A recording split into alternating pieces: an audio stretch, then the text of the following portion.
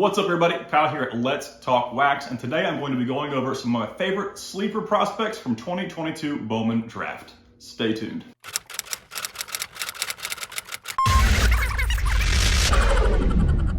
Alright, for my first time viewers, I want to go over the graph quickly at the bottom of the slide.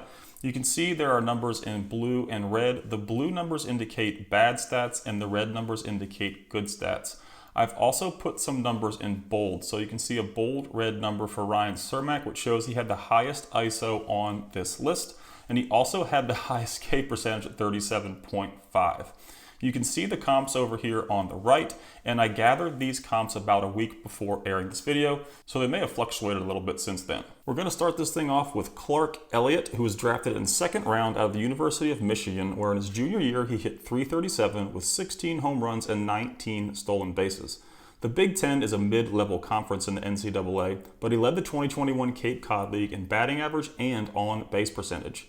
To add to the contact tool, Elliott more than tripled his home run output from 2021 to 2022 at Michigan, so he looks to be growing into some more in-game power.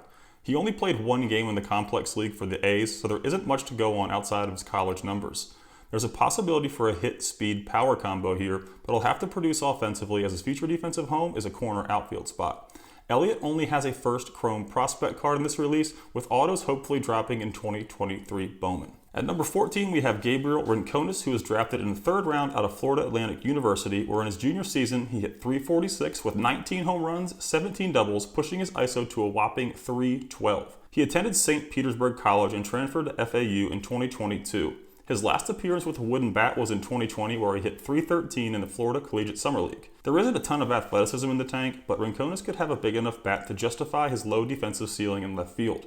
He's a guy who I may have pushed a bit further up the list if he had repeated these numbers over a larger sample size, but he's yet to make his professional debut in the minor leagues. Rincones' first Chrome autos are sitting pretty consistently around $10 to $12 right now. At number 13, we have Nate Furman, who was drafted in the fourth round out of UNC Charlotte. He has an exceptional hit tool and has never hit below 300 in 2 Conference USA seasons or across 3 competitive collegiate summer leagues, including the Cape Cod League. The downside to Furman is his lack of power. Between his freshman and sophomore year at UNC Charlotte, he only hit 3 home runs. What he lacks in power, he makes up for in speed, having racked up 46 stolen bases in his 2 years with the 49ers. Furman looks to be an old-school leadoff hitter prototype that gets on base and steals bags at will. He kind of reminds me of a Sal Stewart type guy, but with less juice.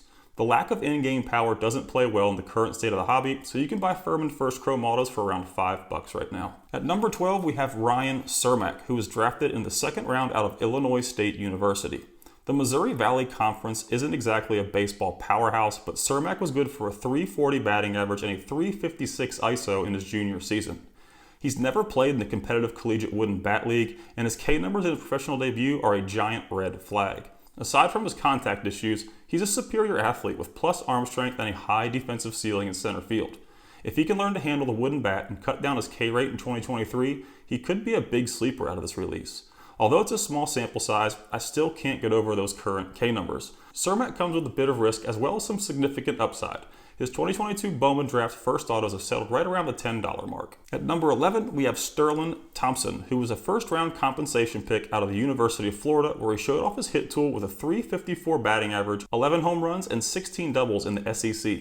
He also hit .391 in the Florida Collegiate Summer League, silencing any doubt that he can't handle the wood. There aren't a ton of tools outside of the bat here, but he has played both infield and outfield his professional season, making it easier for him to climb the ladder in Colorado. He hit for a ton of average between the complex league and low A, but he had a rough K to walk ratio and a really bad ground ball to fly ball rate. These are the 2 reasons he's outside of my top 10.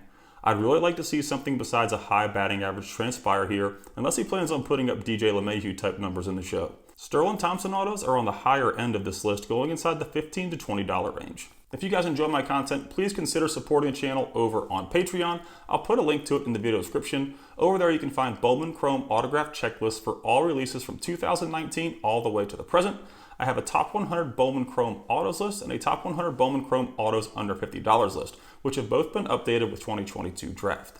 You get early access to all video info. I also have team break guides for all Bowman releases 2020 to the present, a private Discord server, and free monthly giveaways. And like I said, if you want to help support the channel, I'll put a link to my Patreon page in the description. At number 10, we have Dominic Keegan, who was drafted in the 4th round out of Vanderbilt University, where he hit for both average and power during his junior and senior year. He hit .371 during his senior year in the toughest conference of all of college baseball, the SEC. And he also showed the ability to hit for average and power with a wooden bat in the Cape Cod Baseball League in 2021. He had a quality start to his professional debut, hitting 2 doubles and 4 home runs across 46 plate appearances between the Complex League and Low A.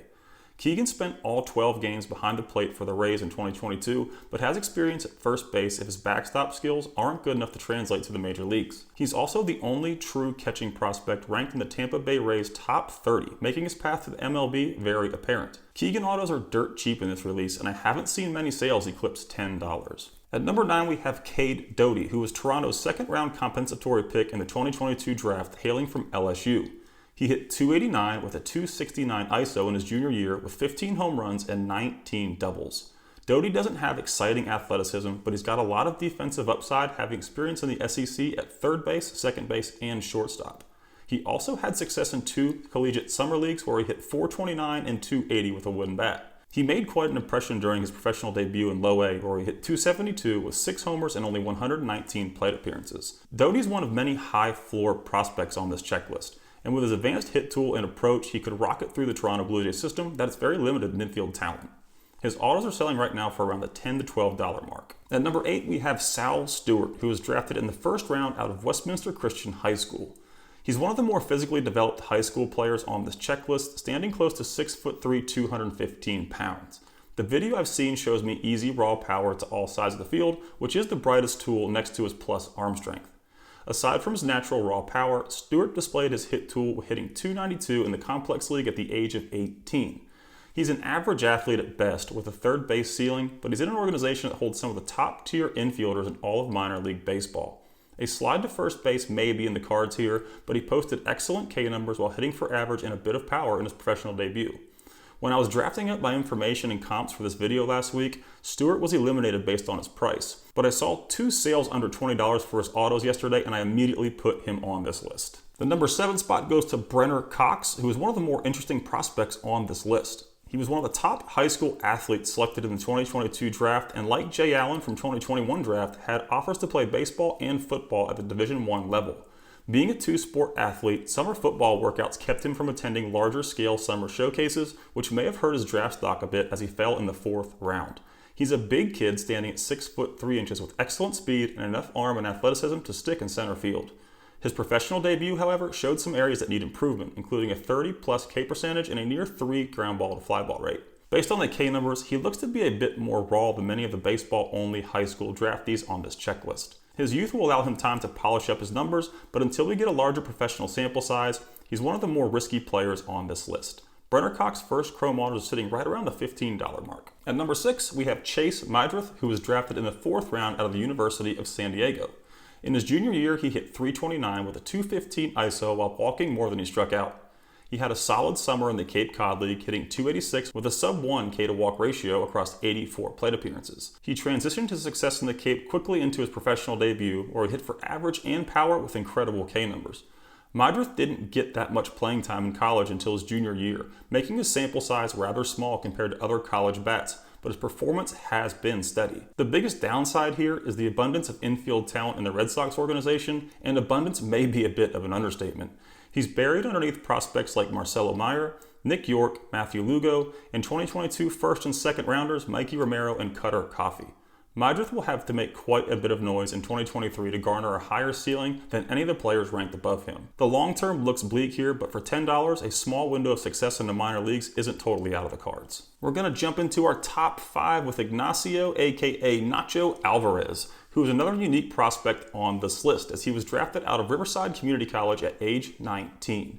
He was an impact bat that led the Riverside Tigers to a 2022 California Community College State Championship. I actually had to visit the Riverside Community College baseball page to get a peek at his 2022 stats. Nacho hit .370 with a .212 ISO and put up 21 multi-hit games at the age of 18. He didn't show off the power numbers in his professional debut, but he hit just under 300 with some of the best K numbers on this entire checklist at the age of 19. There are two big unknowns here that pertain to Alvarez, with one being his defensive ceiling and the other his in-game power. Between the Complex League and Low A, Alvarez played 18 games at third base and only 10 at shortstop. His arm is his plus defensive tool, and he may not possess the athleticism to handle shortstop. Power is the other question mark, as he only posted a 107 ISO with a wooden bat in 2022. Even if he makes a move to third base, which he most likely will, Nacho will be able to maximize his raw power in-game if he holds on to his double plus approach in the future. You can find his autos in 2022 draft for around $15 right now. At number 4, we have Jacob Melton, who was drafted in the second round out of Oregon State University, where he hit 360 with 17 home runs, 21 stolen bases, and 22 doubles, pumping his ISO to 311 for the year. He finished the season as the Pac-12 Player of the Year and had a solid start to his professional career, hitting 261 with 4 home runs across 2 levels. Melton has a speed, hit, power ceiling offensively and has the athleticism to stick in center field. He's a well-built 6'3" lefty bat who uses all sides of the field. I read a lot of reports that there was too much movement in his swing, but once his front foot gets down, he stays connected very well. 4 out of Houston's 6 top prospects are outfielders right now, but Melton's 5-tool ceiling could accelerate him up that list in 2023. He was actually a second-round steal and has a much higher ceiling than many on the prospects on this checklist. And he's also a player that will be overlooked in this release since he has a first Chrome prospect card only. The number 3 spot goes to Trey Lipscomb, who was taken in the 3rd round out of the University of Tennessee, where we haven't seen many hitters have success post-draft in the last few years. He had a blowout year in the SEC in 2021 where he hit 355 with a 362 ISO. He was also good for 22 home runs and 19 doubles in his senior year. His power hasn't quite translated into professional baseball yet, and his near 5 K to walk rate and 3+ ground ball to fly ball rate make me a bit less optimistic. Another strike against Lipscomb is that he's one of the oldest players on the 2022 Bowman Draft checklist. He'll turn 23 during the 2023 season, and the hobby gets quite stingy around that age. You are betting on the bat here alone, as there isn't much upside anywhere else. His average speed and athleticism may allow him to stick at third base, but there isn't much of a defensive ceiling here. Lipscomb put together one of the best offensive seasons in college baseball's most difficult conference. He has a large offensive ceiling but a low floor elsewhere, making him a bit of a risk. His autos are running right around the $15 mark as of January 2023. The number 2 spot goes to Chandler Simpson, who was drafted in the 2nd round out of Georgia Tech. He led the nation in batting average at .434, playing in the ACC, which was one of the top 3 ranked conferences in the 2022 power rankings. His speed is lightning in a bottle, which allowed him to steal 27 bases for the Yellow Jackets this past season. Simpson has 2 elite tools, but his power numbers are way below average. He's only hit 1 home run in 4 college seasons and 2 collegiate summer league seasons.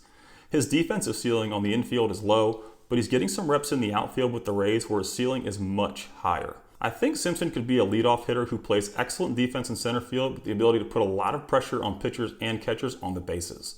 He's not going to grow into any more power, but the hit tool and the speed tools are real. The road to the show isn't an easy one in Tampa, but if Simpson continues to hit, he could ascend towards the top of the organizational ranks in 2023. Value-wise, Simpson's autos are going for some of the cheapest on this list, around $7. Finally, we have Cayden Wallace in the number 1 spot, who was drafted in the 2nd round out of the University of Arkansas, where he hit 298 with 16 homers and 20 doubles as a sophomore in the SEC. He's one of the bigger power bats on this checklist and has shown the ability to hit for average with great K numbers across competitive collegiate summer leagues, the SEC, and in his professional debut with the Royals. He's most likely a third baseman, but the bat could carry him a long way in the Kansas City system. Scouts noted that he can get a bit pull happy at times, but he reduced his pull percentage from 66 to 37 after his promotion to A-ball. I'd like to see what Wallace can do in the upper minors, and I should have my wish granted in 2023, where he will most likely begin the year in high A or double A. He's one of the youngest college bats on the 2022 Bowman Draft checklist, which would make him an age-appropriate player in double A in 2023. He's the top-ranked infielder and 3rd highest-ranked prospect in the Royals organization. Depending on how he handles double-A arms, we could very well see a late-season peak of Wallace at the MLB level. Wallace is the most expensive player on this list, with his autos going between $20 and $30. If you guys would like to read this full article, you can head over to my website at letstalkwax.com, where I've also got a lot of other cool exclusive content. I'll put a link to it in the description. And again, if you want to help support the channel, I've got a Patreon page with a lot of exclusive content as well. I'll put a link to it in the video description. I want to give a quick shout out to all my Patreon level 3 sponsors: Max, Brad, Bruce Wiley, Chris Kwiatkowski, G Squared Collectibles, Castle Cards, Eric Alonzo, Graham Cochran, Jason Hall, Jonathan Asensio, Andrew Smith, Matthew, Jerry Rudolph, Just Stingers Breaks, Kenny, Larry Canterbury, Lucas Bonita, Supden Bros, 909 Sports Cards, Max Anthony, Michael McDonough, Mike Barrier, Tom Barta, Bird's Eye Breakers, and Bo Davies. Hopefully you all enjoyed this video, and if you do, please consider subscribing to my channel. I also want to thank everyone who supports the channel currently and everyone who supports me over on Patreon. Y'all have a great day.